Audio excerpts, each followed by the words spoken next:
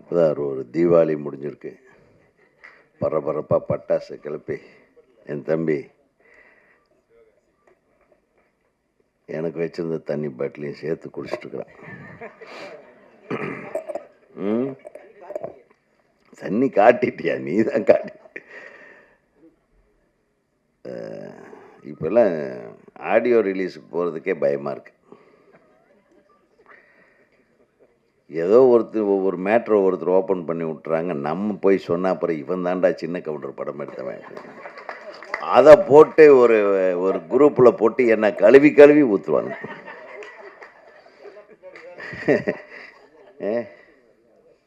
அதனால் நான் ஒரு முடிவோடு வந்துட்டேன். எதுவுமே பேசுறது இல்லைன்னு வந்து உட்காந்தேன். நல்ல வேலை ரொம்ப நேரம் கூப்பிடல, அப்படியே விட்டுருவாங்கன்னு பார்த்தேன். கடைசியில் ஆளுக்காளு பேசி உசுப்பேற்றி விட்டாங்க.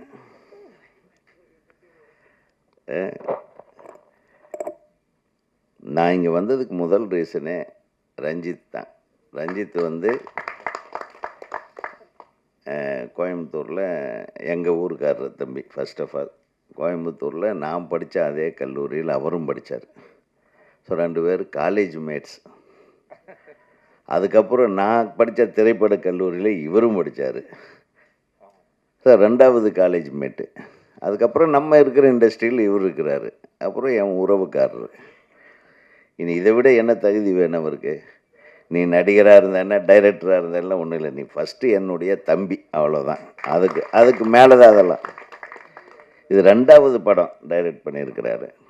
ஆக்சுவலாக முதல் படம் இல்லை, இயக்கியிருக்காரு, அதான் டைரக்ட் பண்ணியிருக்காரு. இவர் நடிக்கவே தெரியாத ஒரு நடிகர். வெளியெல்லாம் நடிக்க தெரியாது.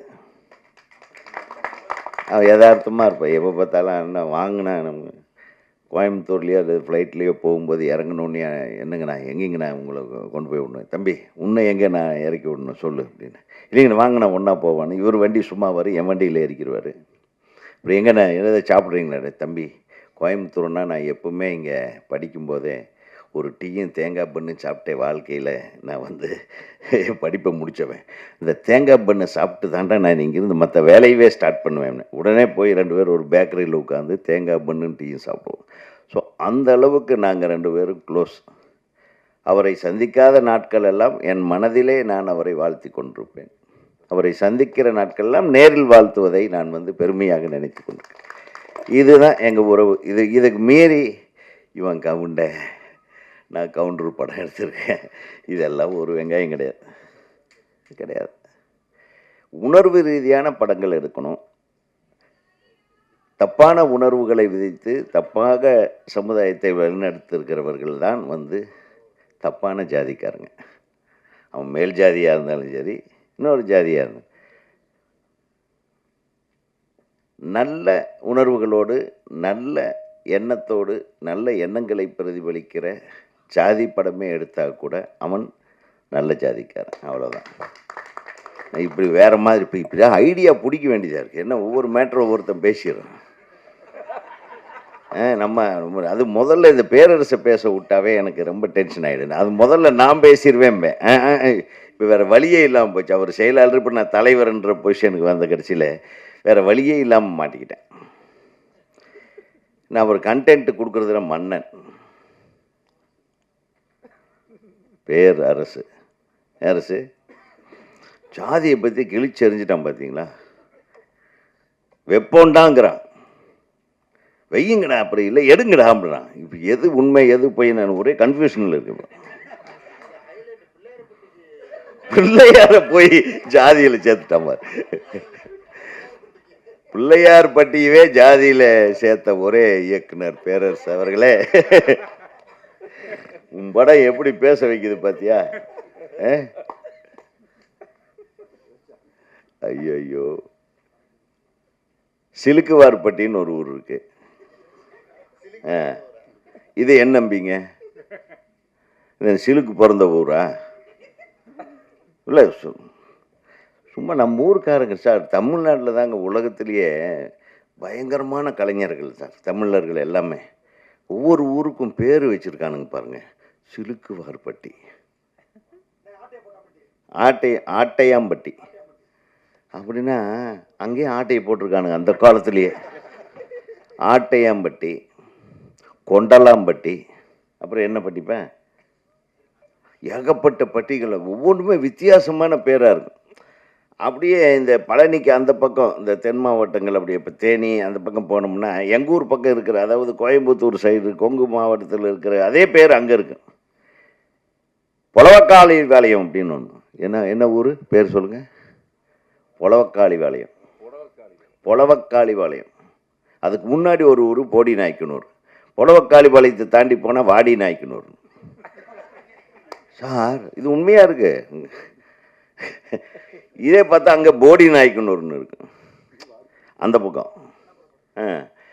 ஆக அந்தந்த ஊருக்கு எப்படி பேர் வந்ததுன்னா அங்கங்கே வாழ்ந்த மக்களும் மண்ணும் நிலமும் அங்கே வாழ்ந்த பெரியவர்களும் அங்கே வாழ்க்கை நடத்திய அந்த பண்பாளர்களுடைய பேரை சார்ந்து தான் வந்து ஊர் இருந்தது. புளியம்பட்டி அப்படின்னு ஒரு ஊர் இருக்குது. அதே மாதிரி ஒரு 4 இடத்துல இருக்குது. ஒரு இடத்துல வருஷத்துக்கு 3 போகம் விளையிற பூமி, அதுக்கு நஞ்சை புளியம்பட்டின்னு பேர் வச்சுட்டான். மழையே பெய்யாத ஒரு புளியம்பட்டி இருக்குது, அதுக்கு புஞ்சை புளியம்பட்டின்னு பேர். எப்படி திங்க் பண்ணியிருக்காங்க யோசனை பண்ணி பாருங்கள். நம்ம என்னமோ இங்கே உட்காந்து ஸ்கிரிப்ட் சரியாக பண்ணலன்றோம். இந்த ஸ்கிரிப்டெல்லாம் படிக்காத காலத்திலேயே பண்ணி எழுதி வச்சுருக்காங்க.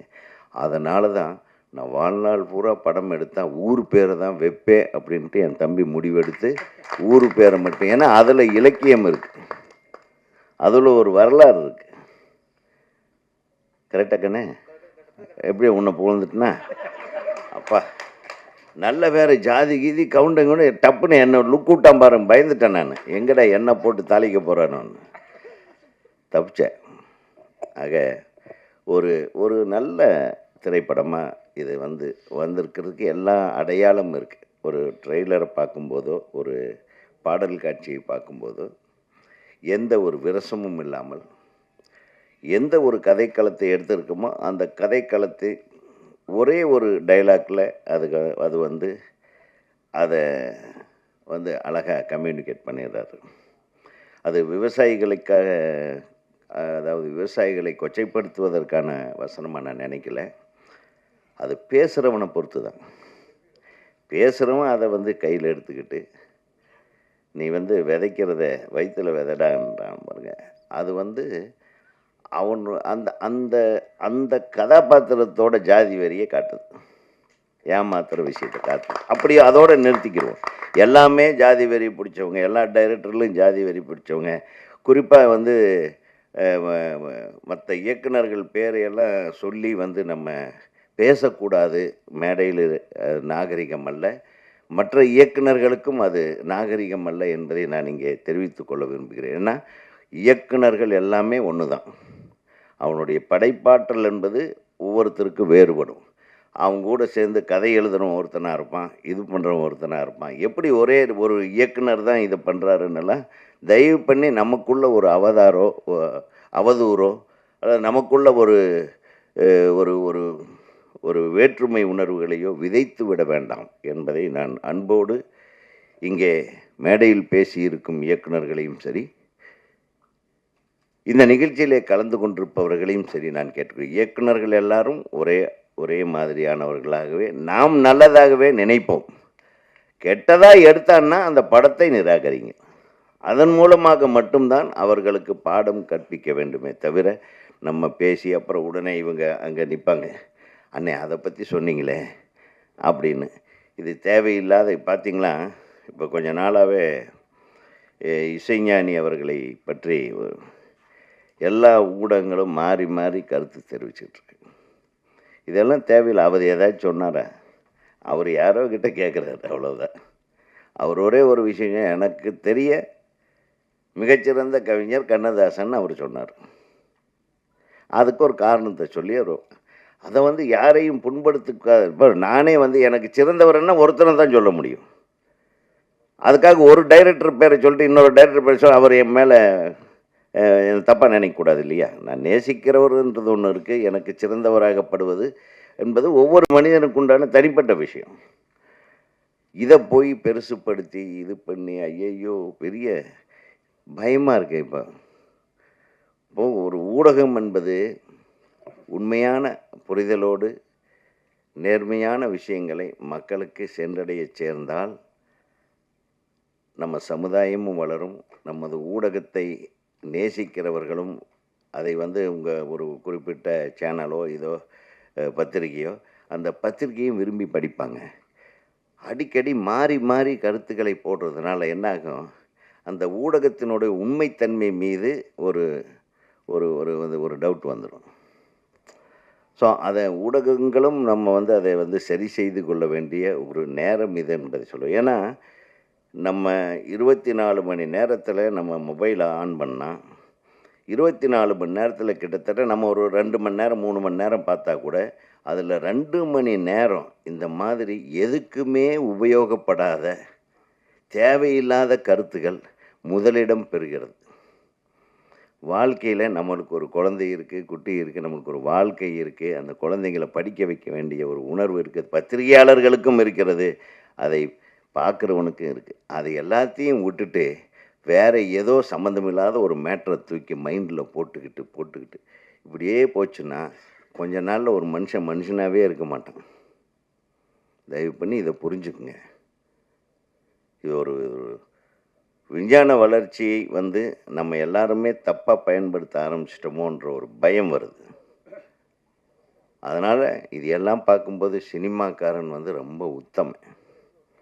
சினிமாவுக்கு அவனாக பொருளை போட்டு அவனாக 10 பேரை கூப்பிட்டு வச்சு தன் உயிரை கொடுத்து இரவு பகலாக சிந்திச்சு இந்த காட்சி அமைப்பு இப்படி இருக்கணும், இந்த பாடல் இப்படி இருக்கணும், இந்த இசை இப்படி இருக்கணும், இந்த நடிகர்கள் இப்படி நடிக்கணும் அப்படின்ட்டு உண்மையாக உலகி குறைவில் 5 நிமிஷத்தில் கொச்சைப்படுத்துகிற ஊடகங்கள் இருக்கு பாருங்க. அந்த ஊடகவியலாளர்களுக்கு தான் நான் சொல்கிறேன், ஒரு உண்மையான உழைப்புக்கு மரியாதை கொடுக்கணும்.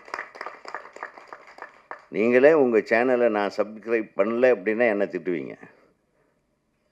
ஸோ உங்கள் சேனலை பார்க்குறவங்க ஜாஸ்தியாக உங்களுக்கு ஒரு சந்தோஷம் வருது இல்லையா? அந்த சந்தோஷத்தை நீங்கள் மற்றவங்களுக்கு கொடுக்கணுமா இல்லையா? இல்லையா? கரெக்டாக? அதுக்காக கான்ட்ரவர்சி இப்போ கீழே இறங்கணுன்னே இருக்கு மகனே உனக்கு. என்ன கவுண்டம்பாளையம்? கவுண்டம்பாளையம் ஊருங்க.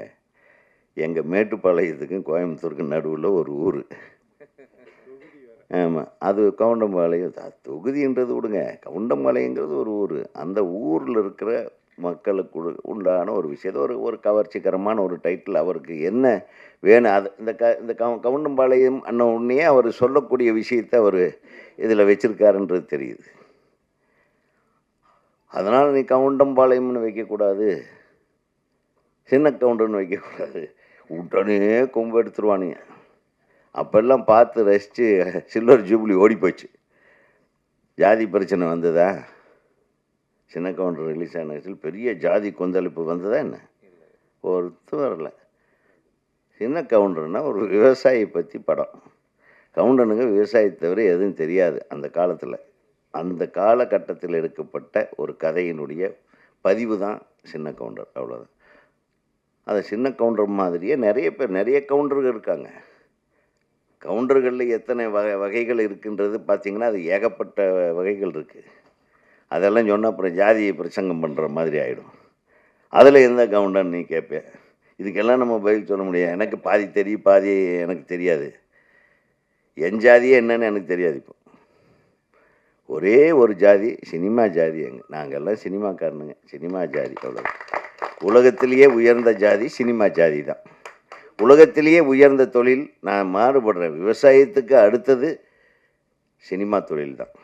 ஏன்னா சினிமா தொழில் எப்படின்னா விவசாயத்தோடு ஒப்பிட்டு சொன்னால் சினிமாவுக்கும் விவசாயத்துக்கு என்னென்னலாம் தேவையோ அதே சினிமாவுக்கும் தேவை. நீங்கள் கணக்கு போட்டு பார்த்துங்க. அதெல்லாம் திருப்பி சொன்னால் ரொம்ப டைம் ஆகிட்டு.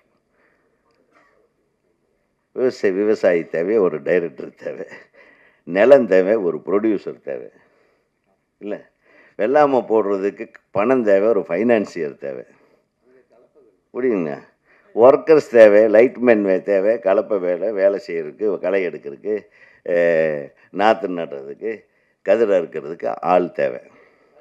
இதெல்லாம் முடித்து வெளியே கொண்டாந்தா வியாபாரம், டிஸ்ட்ரிபியூஷன். ஆமாம், நம்ம ஒரு மூட்டை நெல் விளைய வைக்கிறதுக்கு 500 செலவாச்சானா அவனை 150 ரூபாய்க்கு கேட்பானுங்க. இதுதான் டிஸ்ட்ரிபியூஷன். கடைசியில் திருட்டுத்தனமாக வீட்டில் ஏதோ ஒரு சேனலில் படத்தை பார்த்து என்ஜாய் பண்ணுவாங்க. அதை விதைச்சவன் இங்கே கடன் வாங்கிட்டு டெய்லி தயாரிப்பாளர் சங்கத்துலேயும் இங்கேயும் பஞ்சாயத்துன்னு ஓடிட்டுருப்பான்.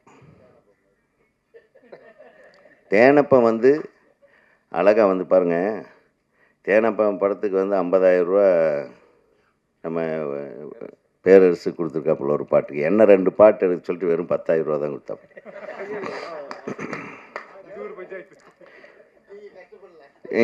இதை நீ எப்படி பண்ணியிருக்க பார்த்தியா நீ? இப்போ தான் உண்மையை தெரியுது. இப்படியே சில பேர் சினிமாவில் இருப்பாங்க. கேட்டால் தானே அவருக்கு நான் ப்ரொடியூசர்னே, உங்களுக்கு வேற ஒருத்தர் ப்ரொடியூசர் இல்லை, சும்மா ஒரு விளையாட்டுக்கு சொல்கிறேன். ஸோ ஒரு அழகான ஒரு குடும்பம் இங்கே உட்காந்துருக்கு இந்த சினிமாவில்.